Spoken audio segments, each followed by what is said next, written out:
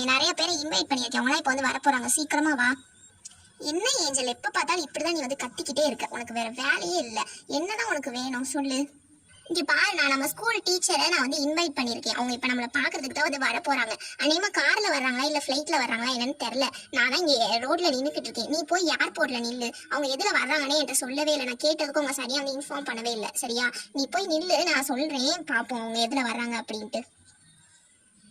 ஓ அப்படியா, சரி, இதோ நான் வந்து அப்ப ஏர்போர்ட்டுக்கு நான் போயிட்டு வரேன். நீ பாத்தீங்க ரோட்ல நின்று, அவங்க வந்தாங்கன்னா கண்டிப்பா வந்து கூப்பிட்டு நில்லு, நான் போயிட்டு வரேன். பரவாயில்ல, இந்த ஊர்ல சூப்பரா தான் இருக்குது. நம்ம சிங்கப்பூர் பாக்குறதுக்கு ரொம்ப அழகா இருக்குது. பக்கத்துலயே வந்து ஏர்போர்ட் இருக்குது, பக்கத்துலயே வீடும் இருக்குது, பக்கத்துலயே வந்து கடலும் இருக்குது. எல்லாமே நம்மளுக்கு சூப்பரா வசதியா நம்மளுக்கு அமைஞ்சிருக்குது. அனைவா அவர் ஃபிளைட்ல வரமாட்டான்னு தான் நினைக்கிறேன். தெரியல, பாப்போம். இங்க நிப்போம், கொஞ்ச நேரம் கழிச்சு வீட்டுக்கு நம்மளாவே வந்து போகும். ஏய் சார் வந்துட்டாரு, கார்ல தான் இவர் வர்றாரா? அச்சோ, நம்ம தெரியாம அவளை போய் நம்ம ஏர்போர்ட்டுக்கு போய் நம்ம அனுப்பிட்டோமே. வந்துட்டாரு. மியாவ் மியாவ், எப்படி இருக்க? சரி, நம்ம இங்க நிப்போம், அவர் இப்ப வந்துருவாரு. ஏ சார் கார்ல தான் வர்றாரு போல, அதை தெரியாம இந்த ஏஞ்சல் இருந்துட்டு நம்மள போய் அனுப்பி விட்டுட்டா. நம்மள போய் அங்க புது வீட்டுக்கிட்ட நிப்போம், அவர் வரட்டும். ஏ பசங்களா, எப்படி இருக்கீங்க? உங்களெல்லாம் பார்த்து ரொம்ப நாள் ஆயிடுச்சு. பெரிய பிள்ளைங்களா அது வளர்ந்துட்டீங்க போல. என்ன எப்படி இருக்கீங்க? நல்லா இருக்கீங்களா நீங்க எல்லாருமே? சரி வாங்க, நீங்க கட்டின புது வீடு இதுதானா?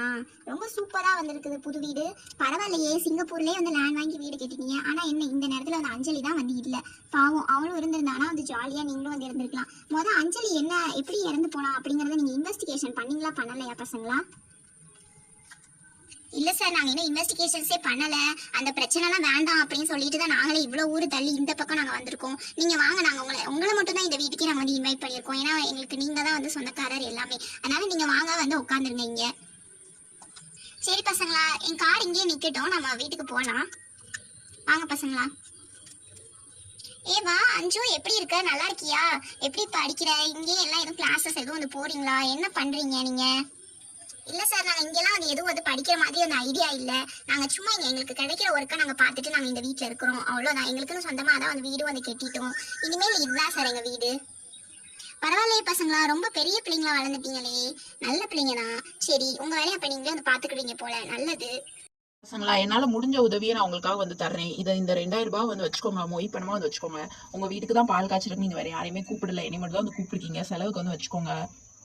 இதை நீங்களே வந்து வச்சுக்கோங்க சார், எங்களுக்கு வேணாம் சார், இருக்கட்டும் சார். பரவாயில்ல, நீங்களே அவ்வளவு தூரம் வந்து காசு செலவழிச்சு இங்கே வந்து வந்திருக்கீங்க. இதுவே வந்து பெருசு, நாங்க கூப்பிட்டதுக்காக வந்து வந்திருக்கீங்க.